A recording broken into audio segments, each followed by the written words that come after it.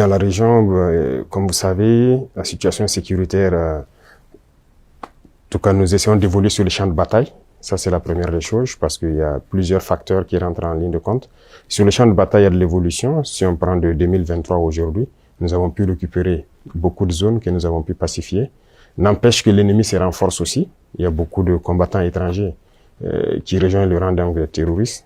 Est-ce que vous pouvez préciser, vous parlez de quoi? Oui, les terroristes, ils sont renforcés par beaucoup de combattants étrangers qui viennent d'ailleurs, qui ne sont pas en fait, quand je prends le cas du Burkina, il y a beaucoup de criminels qui sont au Burkina, mais qui ne sont pas burkinabés. Il y a aussi des formateurs qui viennent de beaucoup de pays pour les apprendre beaucoup de techniques. Mais c'est pas du terrorisme en fait, c'est de l'impérialisme. L'objectif pour eux, c'est de nous maintenir dans une guerre permanente, qu'on ne puisse pas se développer et continuer à piller nos richesses. Aujourd'hui, les terroristes utilisent des drones pour faire le combat et tout. Donc, ce sont des professionnels venus donc de certains pays qui viennent les apprendre tout ça. Tout ça, c'est pour continuer à nous maintenir dans une situation d'insécurité.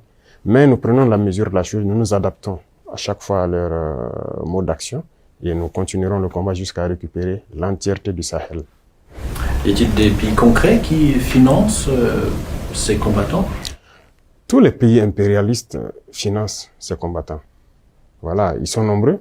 On ne peut pas les citer voilà, individuellement. Il y en a qui sont même cachés, qu'on ne peut pas imaginer. Mais ils sont nombreux.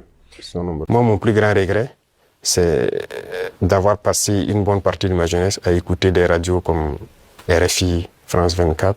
J'ai été dans des pays où ces radios étaient fermées.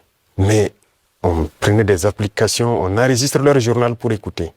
Mais à partir d'un moment, il y a un déclic.